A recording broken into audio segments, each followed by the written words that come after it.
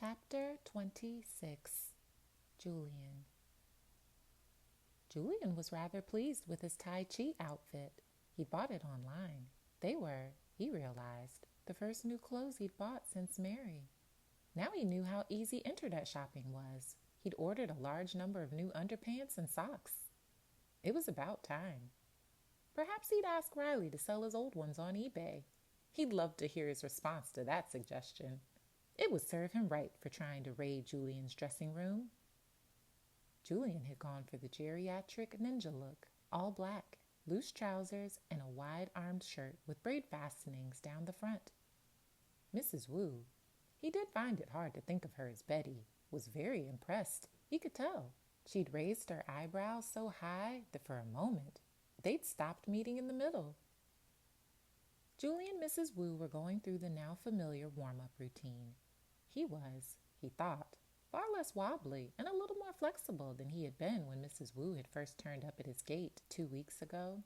She'd started bringing a bag of seed with her, which she'd scatter at the beginning of the session so that before long they'd be surrounded by birds. "It's good to be surrounded by nature," she'd explained, "and it's good karma. The birds are cold, hungry. We feed them. They are happy. We are happy." Sometimes, as he bent forward, arms behind him, following Mrs. Wu, he'd see the birds swoop down on some seed and had the strangest sense that they were joining in. "Can you feel ancestors, Julian?" "No. Should I?" he asked. Where were they? And where was he expected to feel them? What an uncomfortable thought. He looked around, half expecting to see Papa sitting on the bench and looking at him disapprovingly over his reading glasses. "They are around us, always," said Mrs. Wu, obviously at peace with this concept. "You feel it here," she said as she banged her fist hard against her chest. "In your soul." "How do we get so old?" asked Julian, moving on to more comfortable territory. He heard his knees creak in disapproval at the exercise. "I still feel 21 on the inside. Then I catch sight of my hands, all wrinkled and mottled, and they don't feel like they belong to me. I used the hand dryer in Monica's cafe yesterday, and the skin on the back of my hands actually rippled." "Growing old is not good in this country," said Mrs. Wu.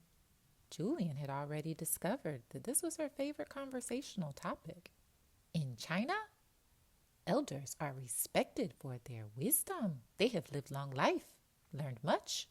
In England, old people are nuisance. Families send them away, put them in homes, like prisons for elders. My family would not do that to me, would not dare." Julian could well believe it. However, he wasn't all sure that he was wise or had learned very much. He didn't feel very different from the man he'd been in his 20s, which is why it was always such a terrible shock when he looked in the mirror. "You have a lovely family, Mrs. Wu," he said, raising his right leg to the front, arms stretched to the side. "Betty!" she replied, looking fierce. Beaming. "Is such a lovely boy.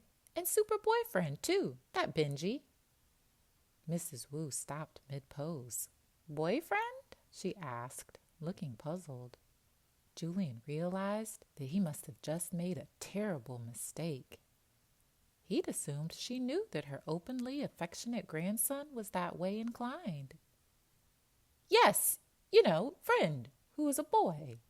They get on very well, as friends, Mrs. Wu gave Julian a hard stare and said nothing as she moved elegantly into the next pose. Julian exhaled with relief. Luckily, he had a higher emotional intelligence than the average person. It looked as if he'd salvaged the situation.